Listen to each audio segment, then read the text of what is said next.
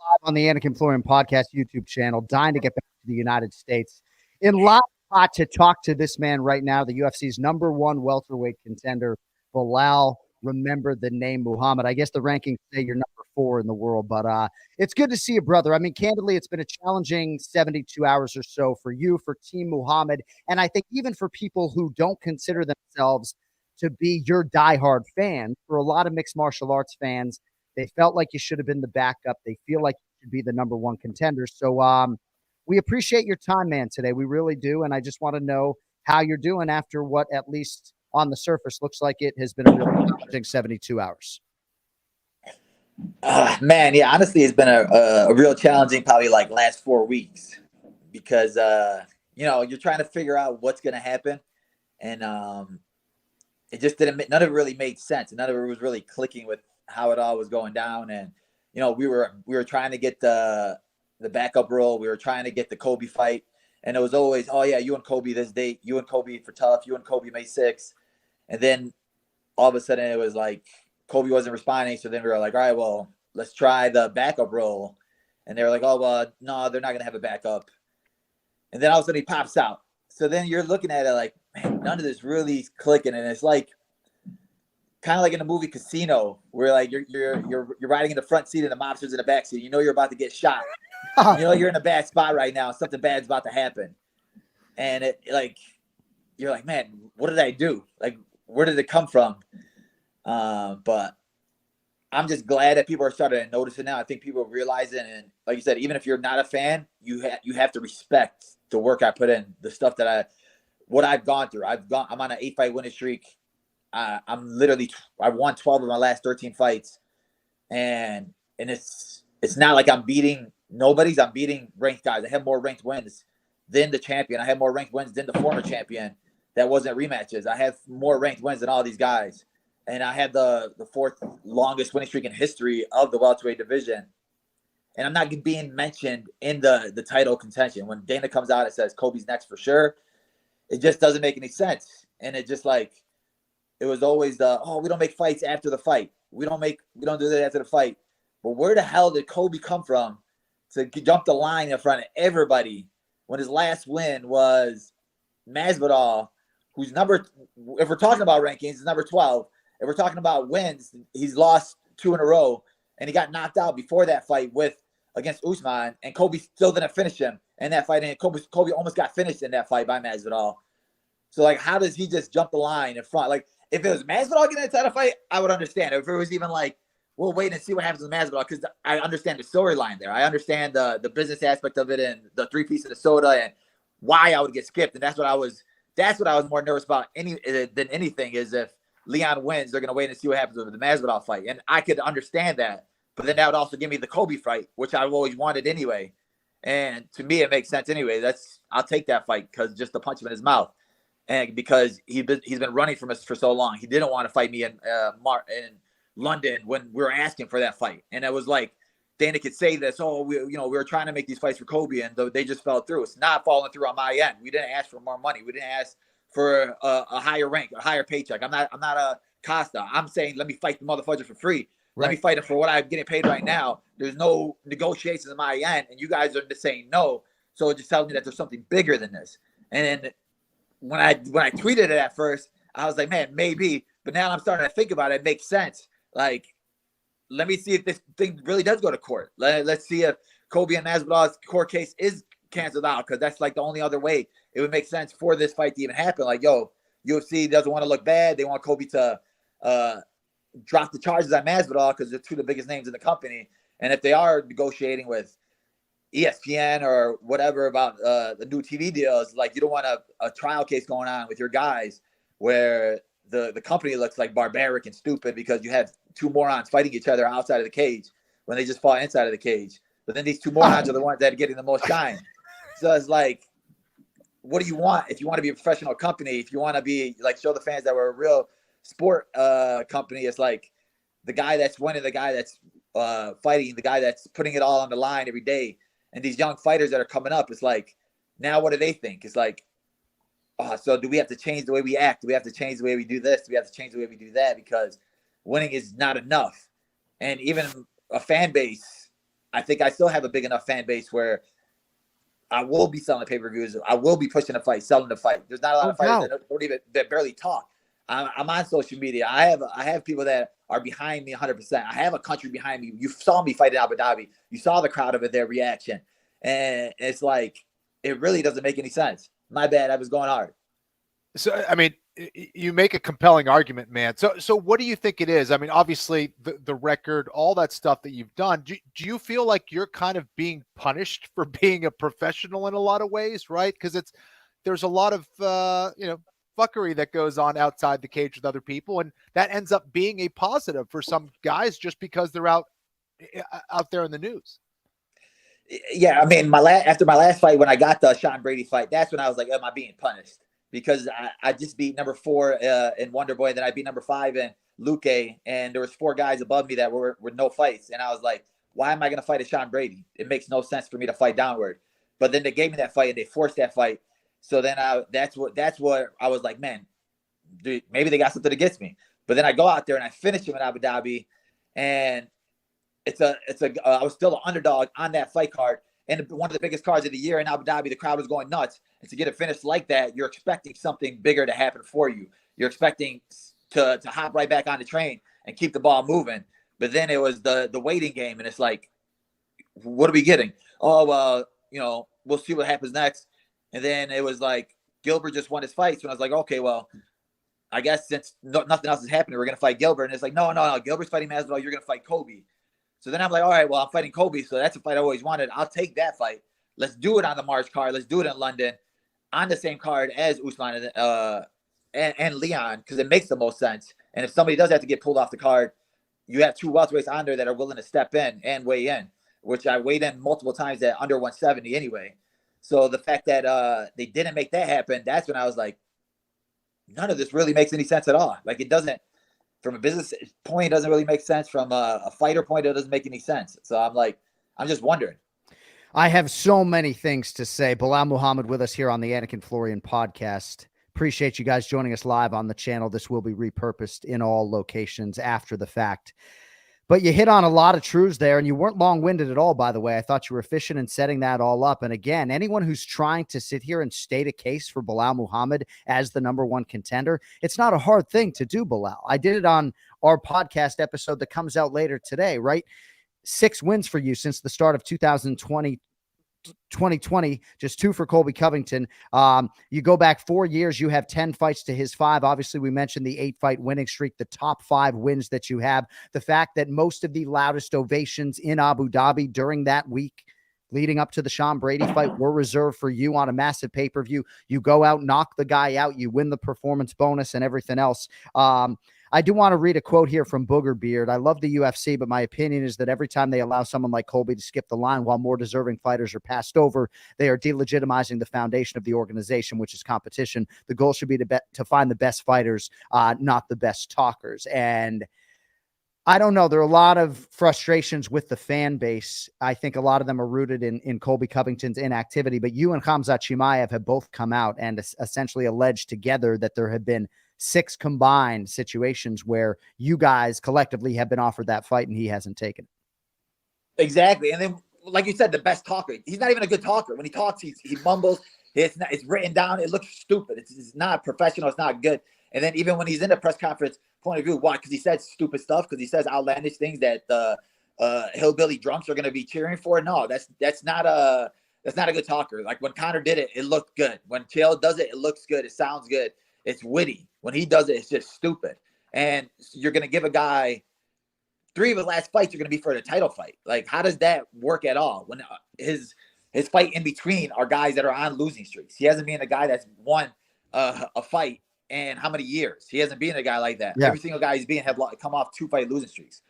But when I'm looking at it, and like you said, now the fans are starting to realize that they're starting to see it's a joke. It does delegitimize the sport.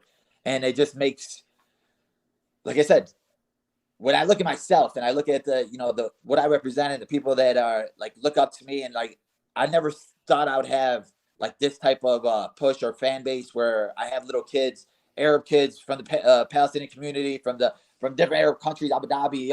My son started fighting because of you, because of this, and it when something like this happens, it tells me, man, I'm just done. I'm going to quit. But then I look at those kids and I know that they're doing this. They're fighting because they look up to a guy like me. So if I'm going to quit on myself, I'm going to quit on my dreams, which is the goal, is to be a fight for the title. Fans can say whatever they want. If they hate me, they don't like me. I don't care. I put the work in. I got the winning streak, and my goal isn't to beat every single ranked person in the division. My goal is to be a world champion, hold the gold, and to fight the next best guy. If Sean Brady beats me in Abu Dhabi, Sean Brady's weighing in as a backup. Sean Brady is probably fighting for the title next. They're pushing that fight with Sean Brady. Why am I not getting pushed? Why am I not the one that's the next guy in line? It just doesn't make any sense. Yeah. Now, weighing in as the backup does not always equate to a title shot, as you well know. Vicente Luque had the chance to weigh in as a backup, and he missed weight by double digits because he didn't have a lot of time, and that was a whole weird experience unto itself. But at least I would like to clear the air. You know, the notion that Belal Muhammad would not be willing to go weigh in as a backup is probably the most laughable thing that I have seen out there. So let me just clear the air on that. And I would imagine for you, the Arab kids, but also your own faith and just training, right? I know you had a hard training session today. I'd imagine the combination of your fan base that maybe you never thought it would be this big. And we've seen your social media following grow exponentially. I've seen the way you resonate with fans. I would imagine that your faith and just the endorphins you release in training helps you navigate what candidly is kind of a sad time, I would think, right now. Yeah, honestly, it's one of those. It was like one of those times where you're looking at it like, man, what's the point? Where am I going to go from here? Like, what is it? Is it like, I'm never going to get a title shot, so let me fight guys that I want to fight that I don't like. Let me move up to 185. Let me fight Sean Strickland.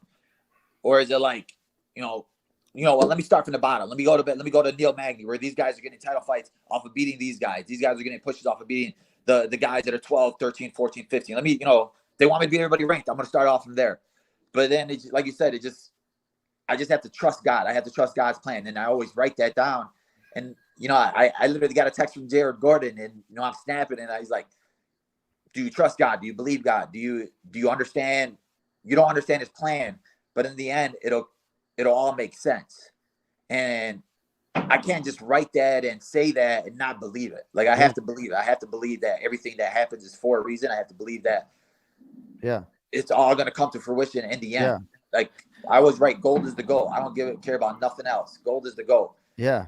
Well, and I just have to say too, not a lot of people know, but I had like a major UFC demotion at one point in time, and I'm not going to get into details because it's not about me.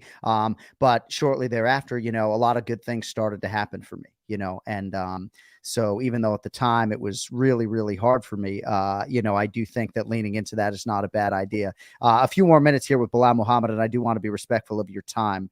So Dana White turned to Hunter at the post-fight press conference and suggested they were working on a fight between you and Shavkat Rakhmonov. Now, it's different for Jeff Neal to accept a fight against Shavkat Rakhmonov, given where he is in the division versus yourself. Right now, Jeff Neal saw the upside in the Rakhmonov fight. People think Shavkat, not unlike Hamzat back in the day, maybe the boogeyman of the division, was 16-0 with 16 finishes at the time, and thereby that was part of the upside for Jeff Neal, right? You have the top 5 wins against Stephen Wonderboy Thompson and Vicente Luque, and then you already essentially fought one of those guys, the previously undefeated Sean Brady, a fight down in the rankings, right? So whether it's Shavkat Rakhmonov or a fight against a future Hall of Famer, Kamaru Usman, even though I know you guys have the same manager and some ties, if indeed Leon and Colby are matched up, have you thought about what your recourse is and who you might like to entertain?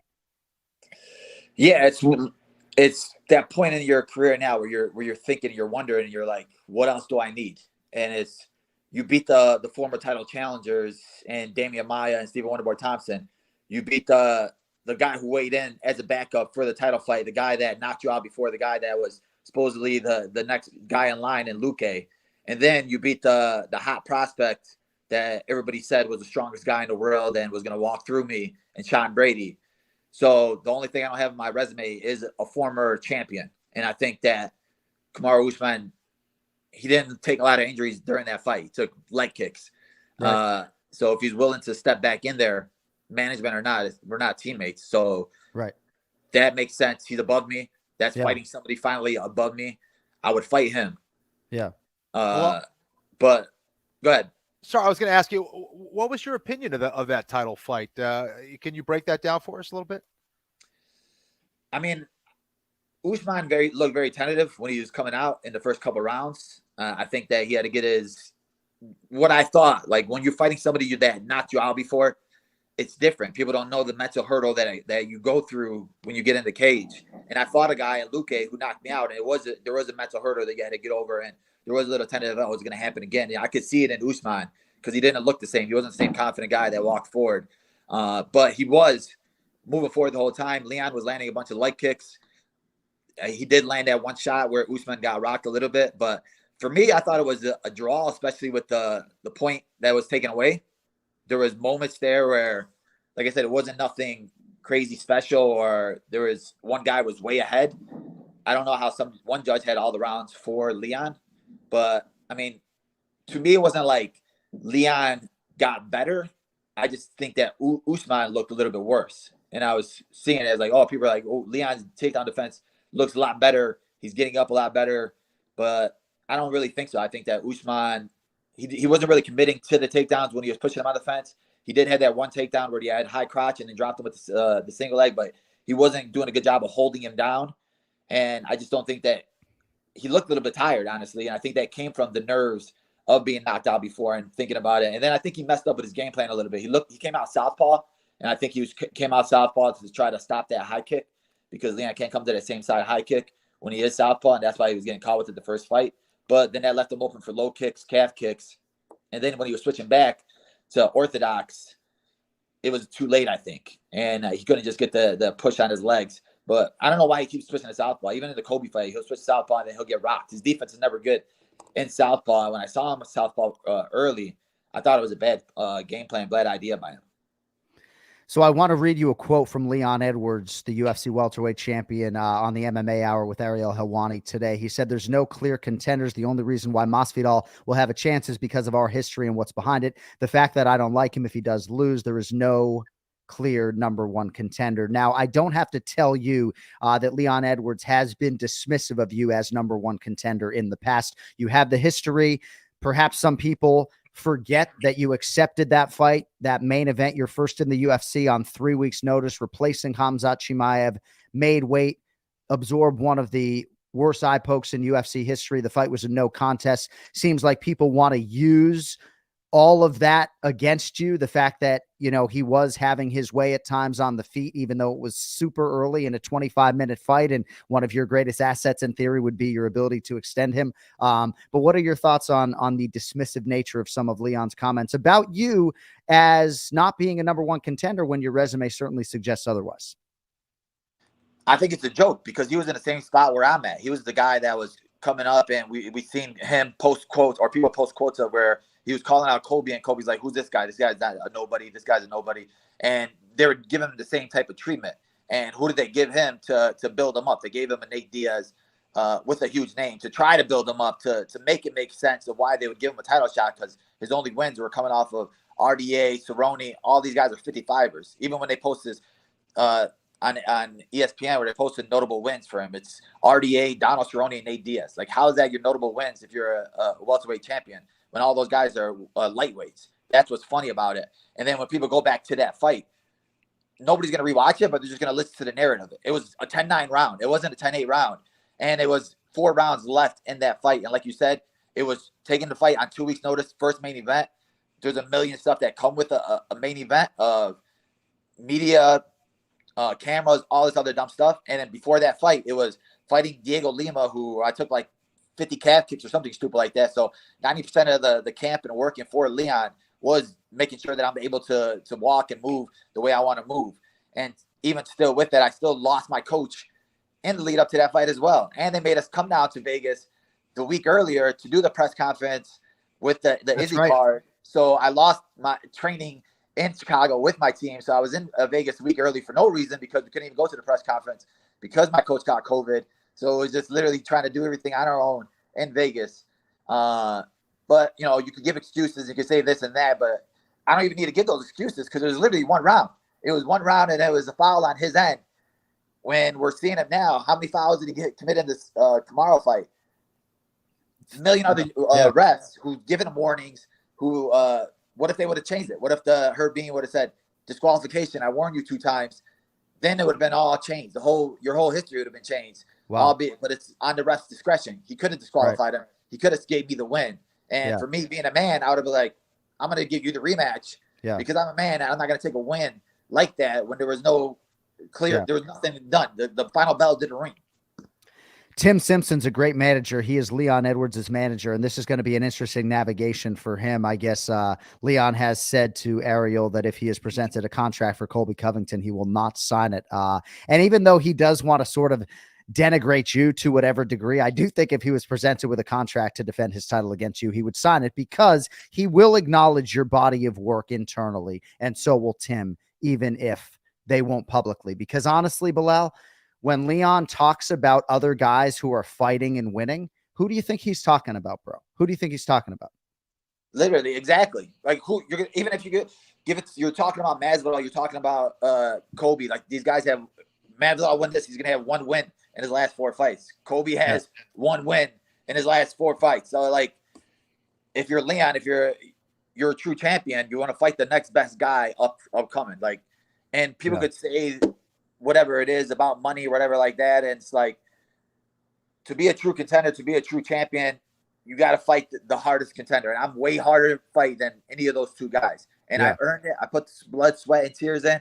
And it's not like I'm saying I deserved it. I earned it. I'm not saying I'm not begging for it out of like, please, God, please, please, Dana, give me this out of this, and this. No, I beat 4 top 10 guys. There's nobody in the division that beat 4 top 10 guys. Bro, you and my twin brother are like family, and yet it doesn't even matter. Your case is very easy for me to lay out, right? Even if I didn't like you, I would want to give you this platform today. To what extent has this been therapeutic today? I'm not going to suggest that this makes you even feel 1% better, but tell me this makes you feel like half a percentage point better that we've had this conversation. Honestly, it does, because again, it does make you feel a little bit better. It's like it's like a therapy session where I'm just like letting it out. Like it's like it's cool. I do have one more question. I appreciate you honestly to being on that post-fight show. The fact that you had my back and you got guys like Rashad Evans and Gilbert Melendez with the most laughable responses. It's so stupid that they're even trying to push it, and it's funny because it really makes no sense. And those guys are real fighters. And if you're a real fighter, you know what type of work it takes to put in. You know what kind of sessions we put in. You know what kind of heart it takes to get into the cage, and to how hard it is to have a streak like I have a streak. And for them to say, oh, I'll give it to Nate Diaz or give it to Colby Covington. I think Colby Covington earned it. It's like it's a joke, and it like makes you lose respect for those type of guys. Yeah. Well, nothing in life is guaranteed. We all know that, but I do believe that if you can position yourself to fight Kamaru Usman and get sort of a soft guarantee that if you beat the former champ and all-time great, that you get a championship opportunity next, right? Because like Chito Vera has not been guaranteed a title fight if he beats Corey Sandhagen this weekend, but he's won 4 in a row. He puts everybody away. He could have held out after knocking out Dominic Cruz for a championship opportunity, and maybe it would have materialized. Has the head-to-head win over Sean O'Malley, but he's going to go beat Corey Sandhagen in his mind as an underdog, by the way, not unlike you against Sean Brady. And I know you're having to do this maybe once more, but he understands then that he beats Corey Sandhagen, then he's going to lay back in the cut. And I think for you, if you beat Kamaru Usman and you can get that fight, maybe that'll finally be the one. But there's a lot of love for you out there, and certainly a lot of love for you here. And hopefully you can fucking lean into all that, man. Appreciate you guys. Seriously, honestly, brother. Love you guys.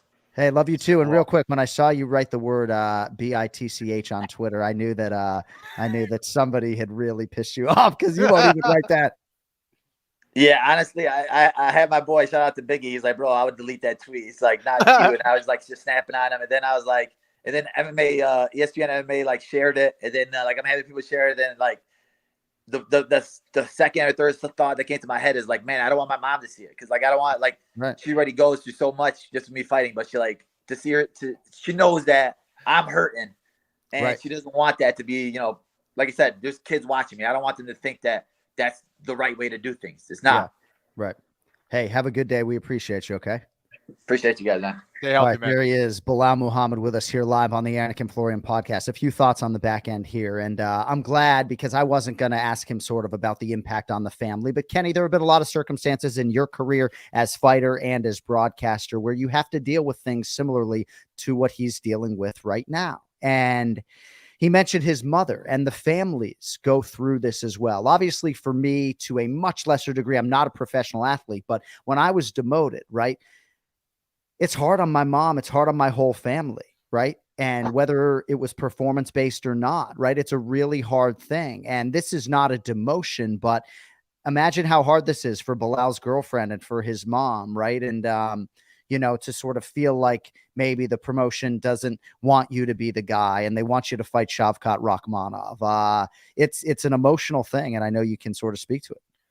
It's an emotional thing, and it's also something that affects your livelihood, right? You know, that is a fight that could absolutely change his life. And, you know, we'd love to say, and I do believe it to be true, right? This is the kind of adversity that ultimately makes you stronger. But at the same time, when you're talking about a business like mixed martial arts, you get one opportunity, or maybe you don't get one at all. Maybe not getting this opportunity leads to some kind of crazy crap that happens, or he gets injured, God forbid, or whatever it is. And things can change quickly, either for the positive, for the negative. And in this sport, as fighters, we have very little control. And again, I want to go back to what Belal was saying, right? Because obviously we had talked about this before, but I think he makes a very compelling argument and gives a backdrop to the kind of things that he experienced leading up to that Leon Edwards fight originally, which I didn't know about.